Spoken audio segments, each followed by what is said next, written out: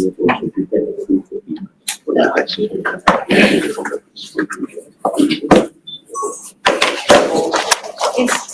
you ready? Everybody is ready. Okay, terima kasih. Thank you for coming to this BC. This BC is about the claim that Pulau Batu Puteh or Perdana we should appeal to the ICJ for definition, explanation, etc.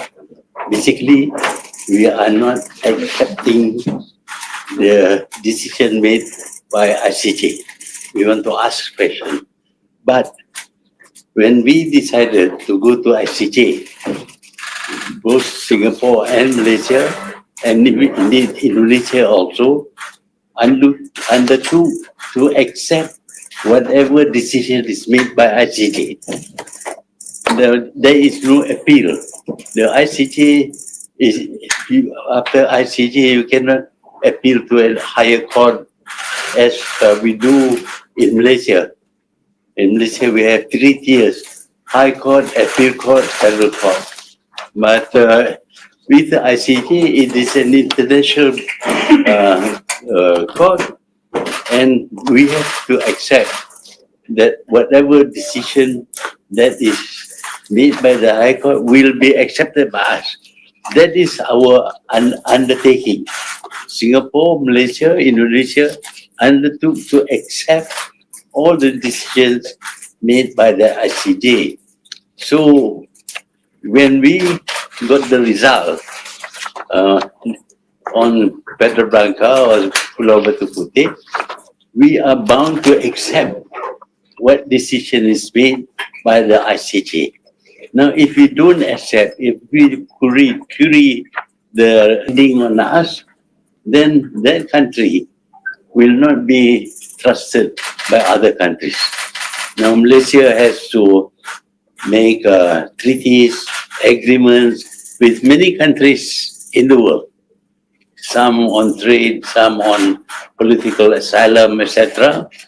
And it is important that people who undertake some understanding with Malaysia, that they know Malaysia will not renege on our promise. That is very important, because if we are not trusted, then of course it will be very difficult for us to enter into any agreement. That is number one. Number two, what is the decision of ICJ? Now, ICJ decided that the rock at the Bangka goes to Singapore, but Middle Rock and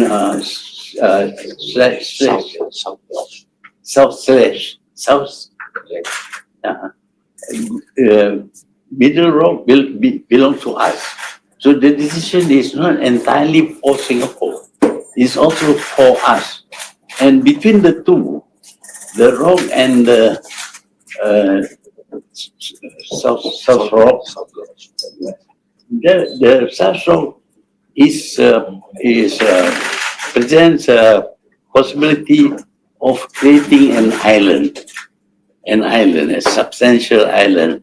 As you know, we built on one rock in the middle of the South China Sea.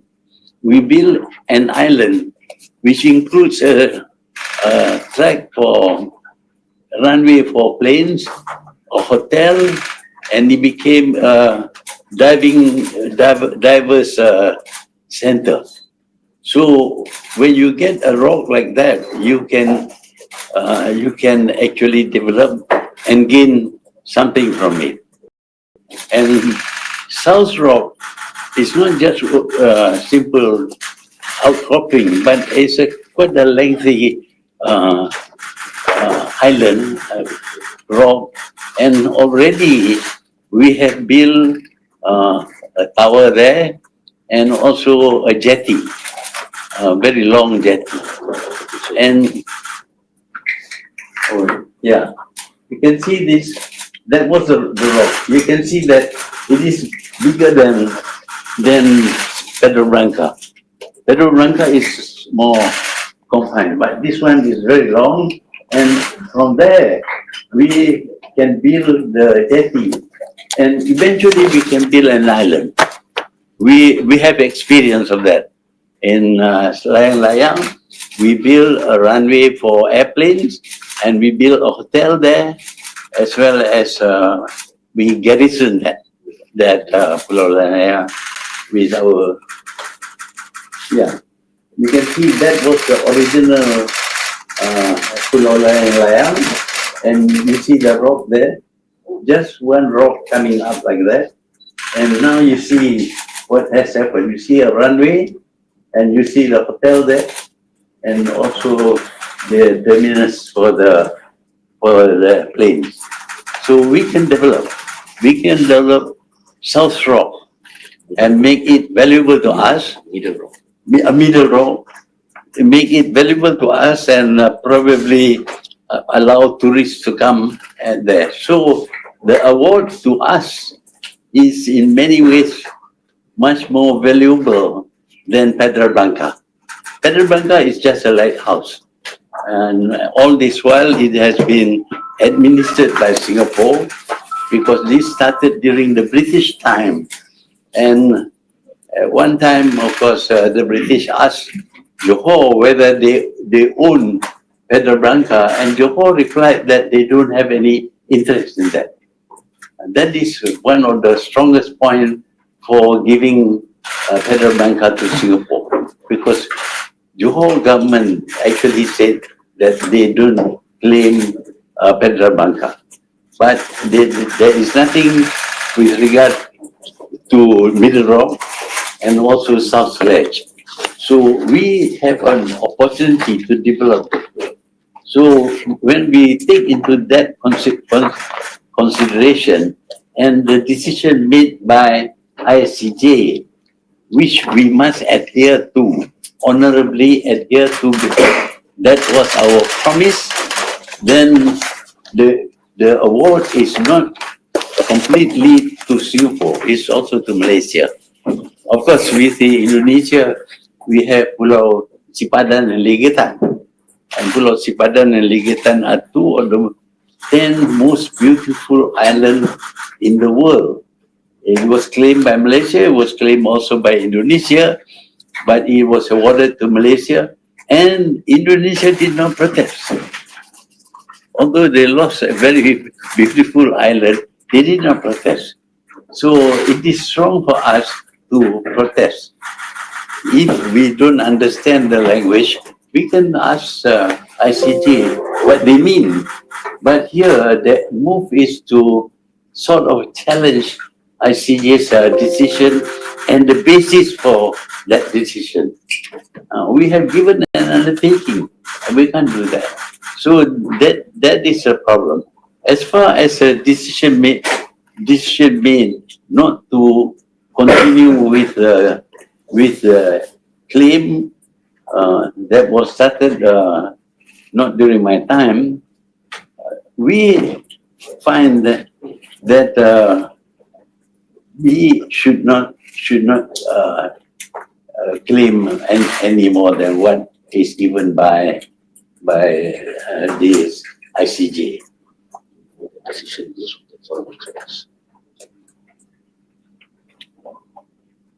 And the decision to drop the request to review the ICJ's decision was on the advice of experts. There were several experts who give their opinion. The most important expert is Malcolm Shaw. Professor Shaw, QC. And there is also Dr. Brandon Plant, but he is not the principal. The principal is Professor Shaw, QC.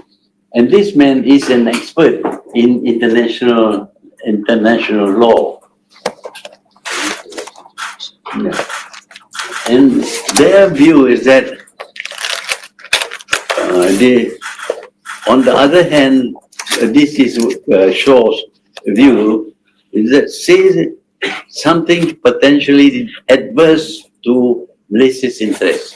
If we followed with the questioning the ICJ might very well reverse their decision, and we will lose even middle road. So that is why we took time to consider. And as usual, whenever the Prime Minister, and in that case, I was the Prime Minister, when I studied it, I felt that we should drop the claim. And this was conveyed to the Cabinet. A Cabinet, sometimes they debate, sometimes they don't. But the members of the Cabinet are even today in the government. There is Timbalan Perdana Menteri Dr. Wan Azizah, Menteri Dalam Negeri Muhyiddin Yassin, Menteri Keuangan Tuan Lim Guan Eng, Menteri Pertahanan Tuan Haji Muhammad bin Sabu, Menteri Pendidikan Dr. Mazli bin Malik, Menteri Pembangunan Luar Bandar Puan Rina binti Muhammad Arun, Menteri Hal Ehwal Ekonomi Datuk Seri Muhammad Azmin, Menteri Perunding dan Kerajaan Tempatan Zuraida, Menteri Pengangkutan Anthony Long, Menteri Komunikasi dan Multimedia Gobind Singh Deo, Menteri Tenaga Manusia Tuan M. Kulasegaran, anak lelaki di Murugesan, Menteri Pertanian dan Industri Asas Tani Salahuddin bin Haji Ayub, Menteri Kesihatan Dr. Haji Zulkifli Ahmad. All these people were in the cabinet meeting. Now, unless if they have anything to complain or object to the decision that should be taken, they could have spoken against it. But none of them said anything. So we have to assume that all these ministers agreed, and they are still in the government. These ministers are still in the government. They should actually be called as witness to verify whether they said anything or not. As far as we know, they didn't. Some of them call it but we do not know that it was anything. Yeah, some of them should be called as witnesses. And at the hearing, the strange thing is that the hearing is secret. And I wasn't called I was called only as a witness. But apparently, the whole objective of the RCI was to point out that I made a wrong choice without consulting the cabinet. That is not true. I mean, we consulted the cabinet, we consulted the experts, and then make a decision. You have to make a decision. You can't just leave it open like that. But they are trying to say that although I informed the cabinet, it is not really. I don't know what they mean by being not really, because they were there. These were people who are ministers, and ministers normally talk. I have had instances, I've been Prime Minister twice. I had instances where my proposal was rejected by cabinet. Members of the cabinet rejected it. So these people were in a position to reject my proposal, but they did not, and therefore the decision is by the cabinet, not just by me alone. Although they seem to keep on repeating that I made the decision all by myself, and that is not true at all. And you know, this publication, a lot of these things are blanked out. 47 pages. 47 pages. See, so even this document, lots of things are hidden. I mean, it should be full document. it is something that is of interest to the public, but they issued this with this cancellation. So this paper is presented seeming to pinpoint that I was the one who was responsible. It was not me alone. It was the cabinet. But of course, they cannot very well charge the whole cabinet. So they want to charge me under criminal law. I mean, what do I gain from that? I get nothing. It is in the interest of the country that I made that decision. And I know that middle road is valuable to us and we can develop it. At the same time, we have the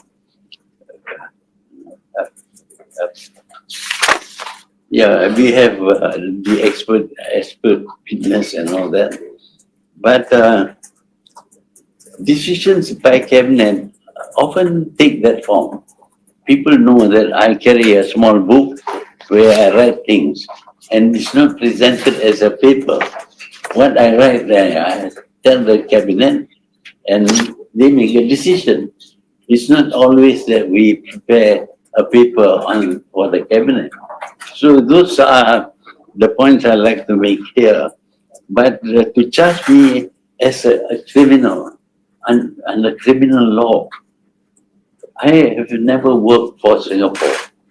Everybody knows that I have been very difficult with Singapore. Singapore is difficult to deal with because they keep on postponing decisions or demanding that all the problems we have in Singapore must be solved at one go. And that was not possible. So with Singapore, we should continue talking with them to get these things resolved. But as far as Pedro Branca is concerned, we have already decided to go to ICJ, and the decision of ICJ must be accepted by us. So, You have prepared your full answer. Yeah. And peace to us. yeah, we have prepared the points that I mentioned just now, so the MPs can read what actually happened. They are going to debate this day after tomorrow. Day after tomorrow, they will, everybody, including the press will get this paper because it gives in detail what actually happened. Most of it is what I mentioned here. So if you have any questions, you're welcome.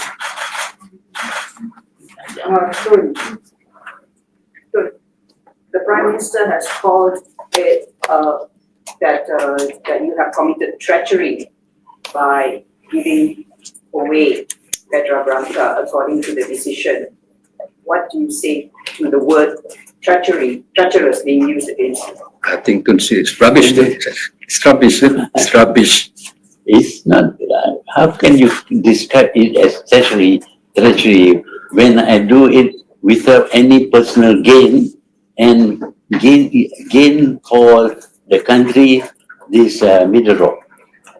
We made a good decision. Based on the legal experts, the QCs and the foreign legal experts, Tun did not make the decision himself.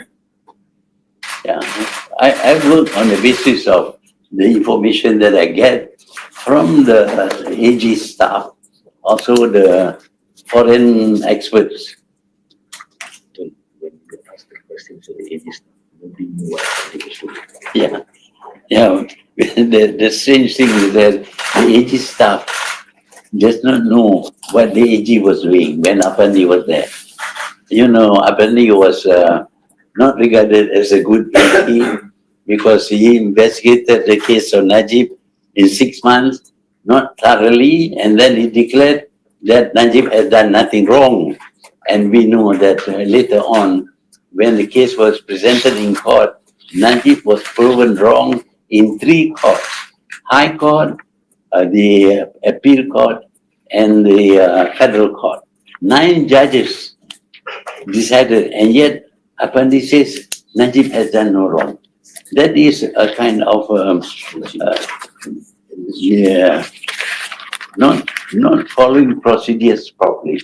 He should have done a very thorough examination, but Apandi didn't. So you cannot trust Apandi because he seemed to support the decision, but he was made chairman of the task force, which recommended the setting up of the RCI.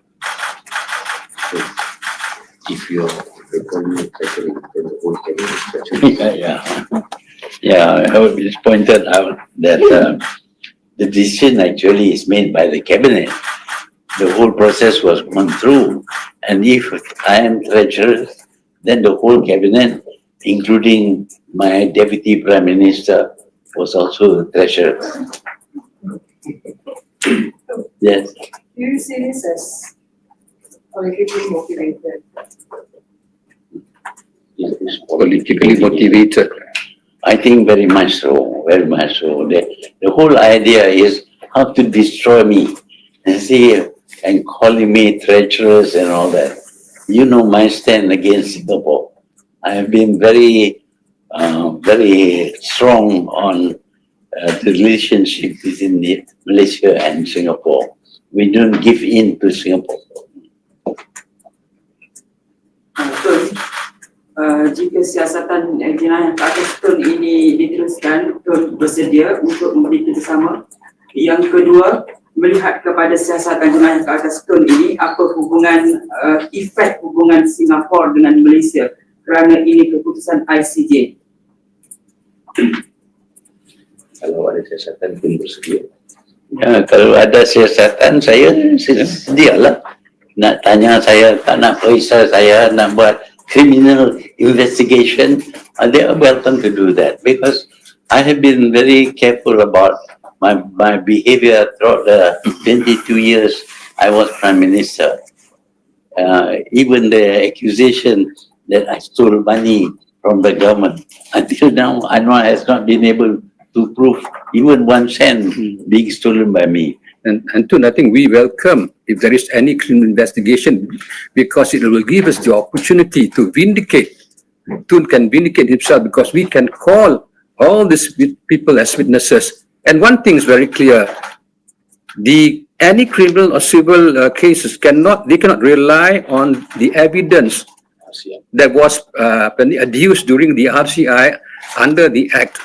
They have to do it all over again. And then we have the opportunity to call or subpoena witnesses, including the cabinet members and all those, even Apandi Ali, and then we can then ascertain the truth of the whole matter. You see, what we are upset is that, look, you have this report.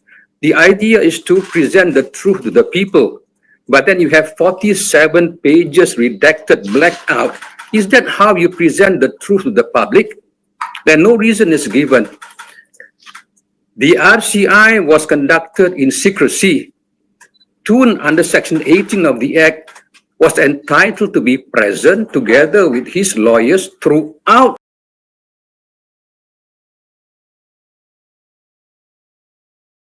the proceeding. Tun was entitled to know who were called to give evidence, who testified. And if you look at the previous RCI, the VK Lingam tape, the Forex RCI, Wang Klian, Anwar punya Black Eye punya RCI, it was all open to the public.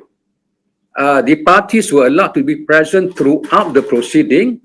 Lawyers were present. They were allowed to cross-examine all the witnesses who testified. But why is it in this case, it was shrouded in secrecy behind closed doors, yet you have this report being produced publicly and redacted? What is the purpose of all this? What's the reason? This is something we do not understand. You know, so from the outset, whatever the commission wanted to call itself, from the outset, we felt that this is not a fact-finding inquiry, but instead it is a fault-finding inquiry. And true enough, it is a fault-finding inquiry trying to tarnish Tun's reputation and image. And we believe even the recommendation by the RCI for criminal investigation is intended to intimidate, harass, and embarrass Tun. And we believe strongly that it's going to be very, very difficult for them to proceed with the criminal investigation. So from day one, we had no faith in the RCI. The RCI breached all known legal principles of natural justice. They went against the rule, against bias and all that. People who are conflicted sat in the RCI. People who were involved in the investigation, the Pasukan Special Task Force, which made a finding that Tun was responsible. The former Prime Minister Ismail Sabri said about this in the newspapers. Azlina Osman mentioned this in Parliament. We all were aware from the beginning that the RCI was aimed against Tun. And under Section 18 of the Commission of Inquiry Act, Tun is entitled to be present throughout the entire proceeding together with his lawyers. Even that right, which is a statutory right in the Act, was denied to Tun. So we have the doubts about the integrity of the RCI from the very beginning. And true enough, when the report came out, this is what you see. If you want to get to the truth, then why do you have to black out these pages? What is there to hide? Everything was hidden from the public from day one and until today. So what we are saying is, as far as we are concerned, this report is not worth the paper it's printed on, and we reject.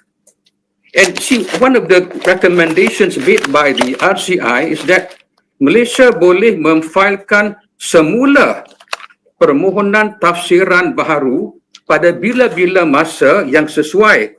Walau bagaimanapun, Suruhanjaya tidak mencadangkan Malaysia memfailkan semula permohonan tafsiran. Why? No reason given. They say we can refile, but we are not going to refile, yet no reason given. And then, second recommendation, tindakan sivil di bawah tort misfeasance yang dicadangkan oleh PPK, that is the pasukan petugas khas, where Datuk Baljit Singh, who was a member, and where this PPK came to the conclusion Tun was responsible, yet he sat in the RCI. How could he sit and arrive at a conclusion in the PPK and yet then sit in the RCI and coming to the same conclusion? So these are the issues we raised before the commission, but they just brushed aside all our objections. And now they say, look, tindakan sivil di bawah tort misfeasance yang dicadangkan oleh PPK tidak perlu diambil terhadap Tun Dr. Mahathir kerana tindakan tersebut telah terhalang oleh had masa. That's wrong, because this finding by the RCI is only recent, and the limitation is 6 years. So it should run from the date when the finding is made. So all these are excuses given by the RCI. And the last recommendation is for siasatan jenayah boleh dimulakan terhadap Dr. Mahathir atas kesalahan di bawah Section 415B Kanun Keseksaan dan boleh dihukum di bawah Section 417 Kanun yang sama dan juga di bawah Section 418 Kanun yang sama. This is a criminal penal code. The offense of cheating. Are they saying that Tun cheated the cabinet? Tun lied to the cabinet? The cabinet was briefed. In fact, if you look at the cabinet minutes, the ministers were briefed. They were aware what happened, and we have lawyers there. These are cabinet ministers are made of educated people. They knew what was happening.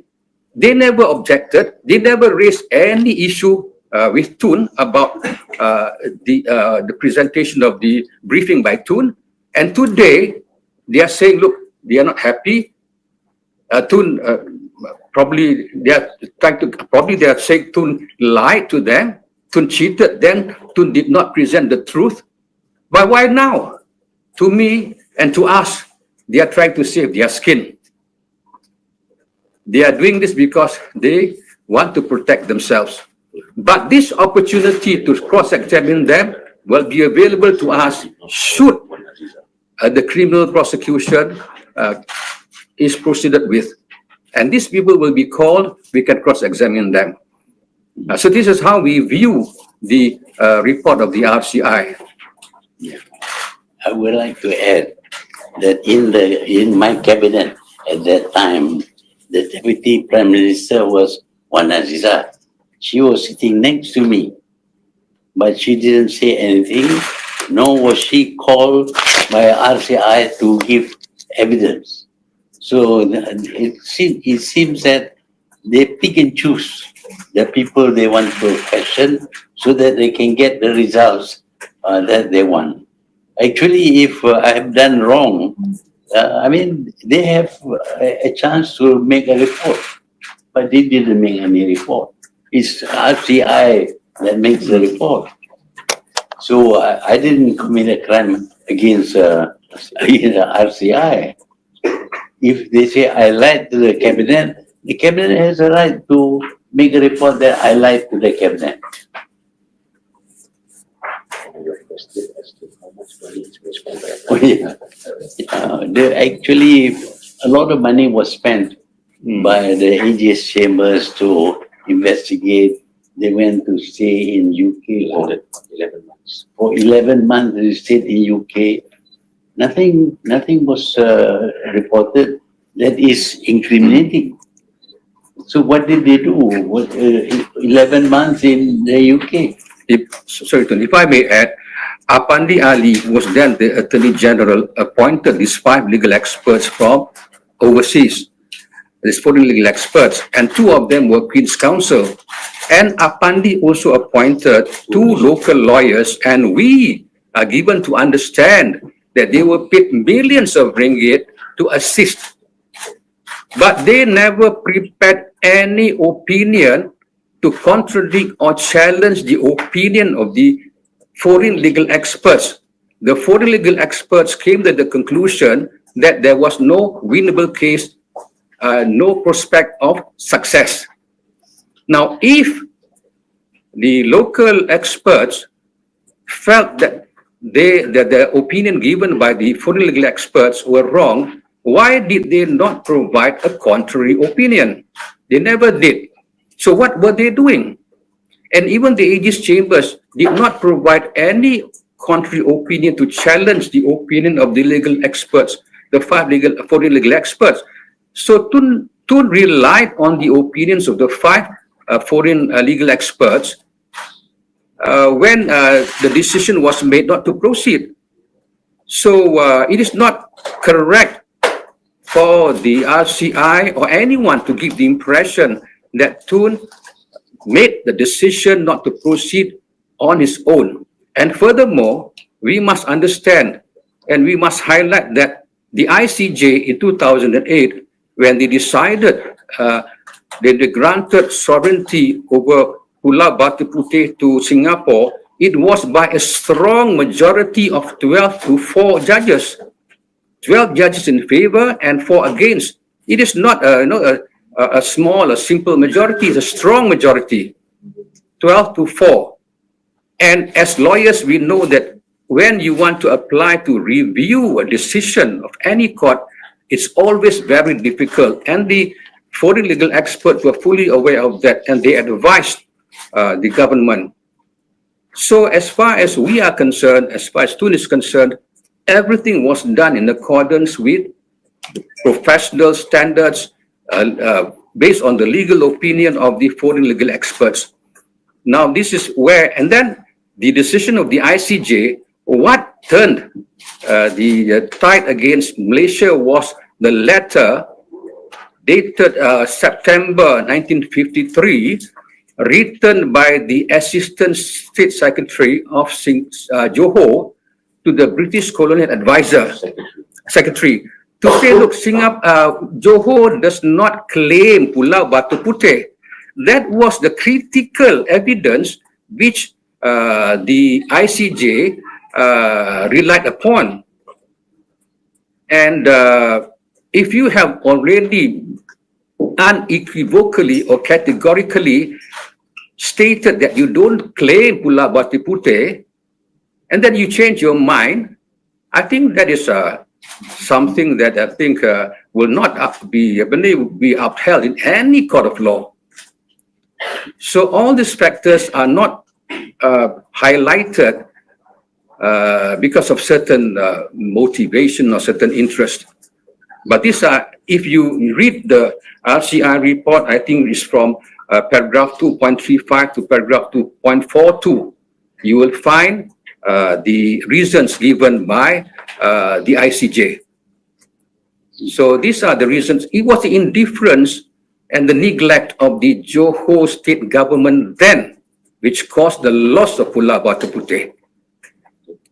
Yeah. Say something. Yeah. Under Article 6 in the agreement with ICJ, it says the judgment of the court.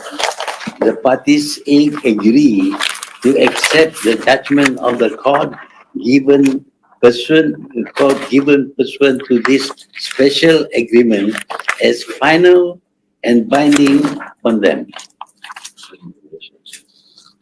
Yeah.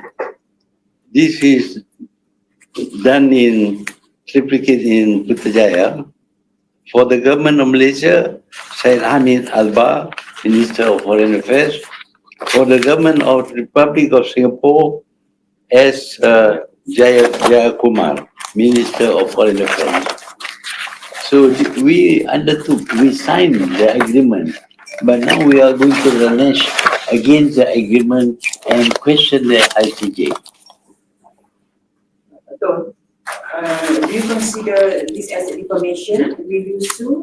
Adakah itu menghasilkan ini satu fitnah dan akan menyaman memulai pihak kerajaan? Dan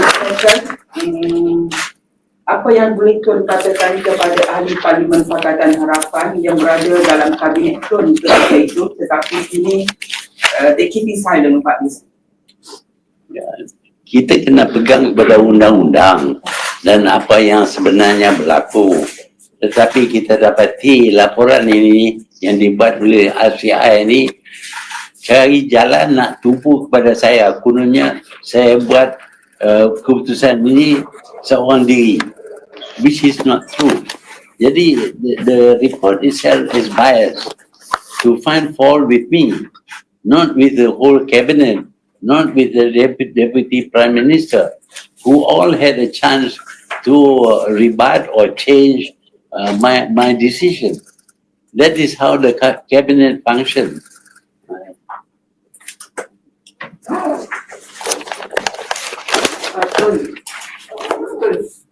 You have said that you are being targeted and the RCI was unnecessary. Do you see hidden hands behind this government in creating this RCI to target at you? Well, there must be somebody who is has a special interest in my case, because as you know, I'm now in the opposition, and there are attempts to neutralize me in terms of politics. So now I am supposed to be a criminal, banduan, bukan banduan terhormat. Orang itu jadi banduan terhormat, dah masuk jail 5 tahun. Saya pun nak dijadikan banduan. Kita tahu kes seperti Daim umpamanya, sampai orang itu mati, dia sakit.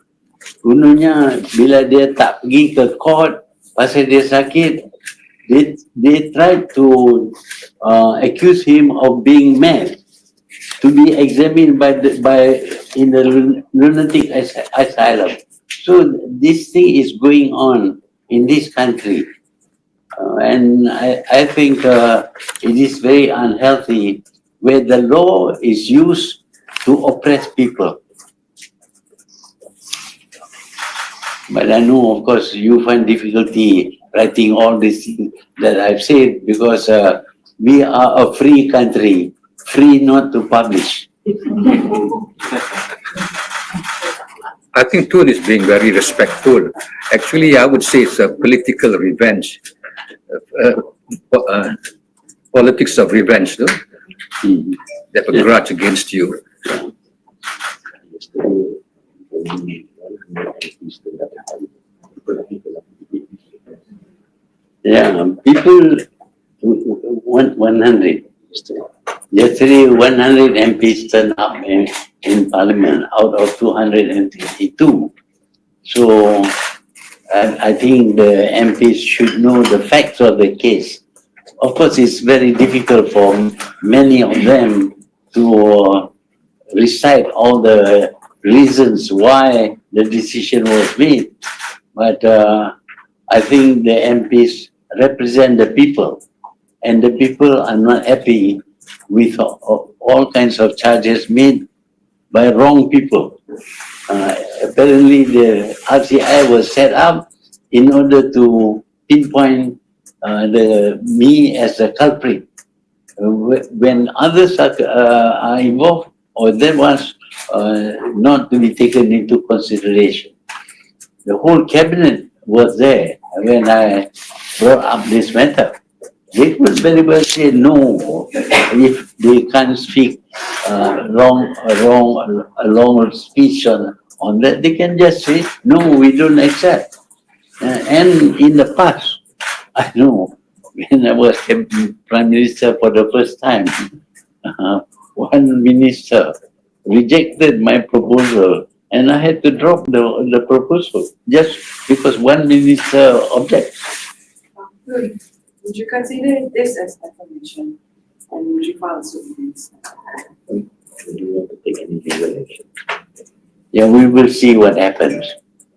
And see, we will see whether more laws are being misused, abused, just to pinpoint the mistake, the decision on me, and that I was treacherous.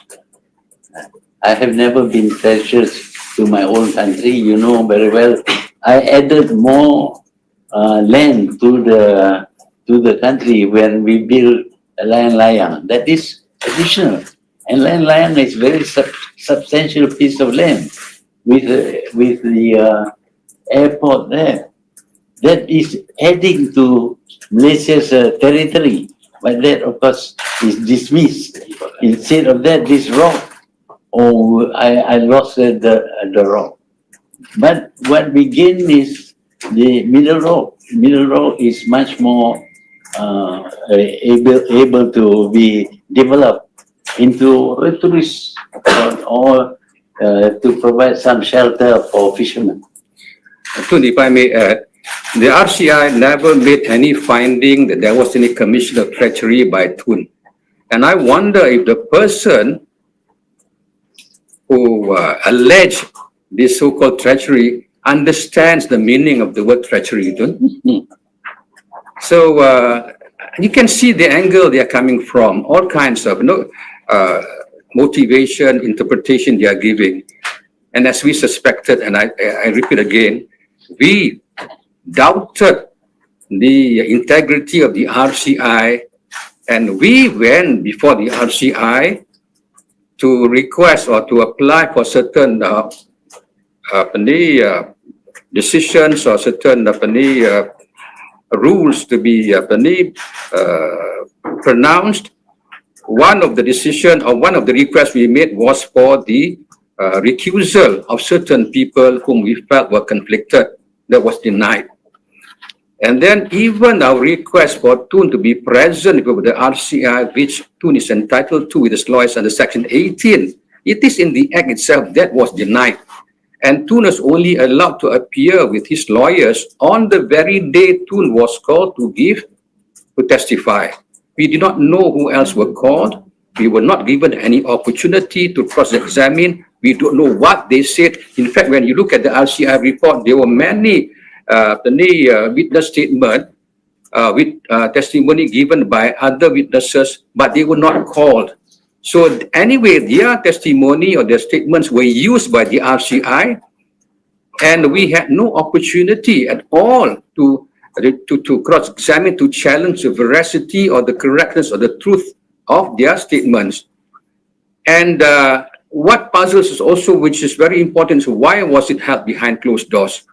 So all these actions or the conduct or the procedures, led us to the conclusion that from the outset, it was intended to intimidate, harass, and embarrass Tun. And true enough, this is what has happened.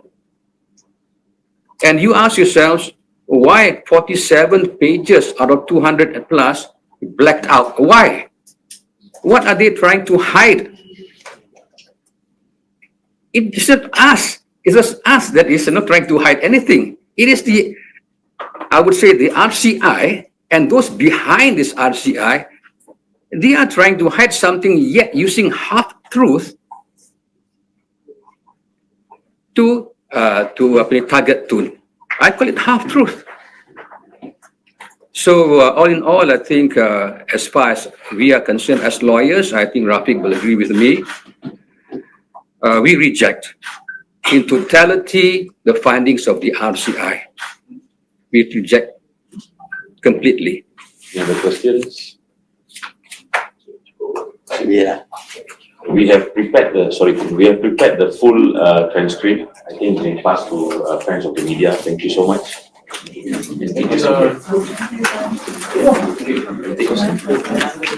Okay.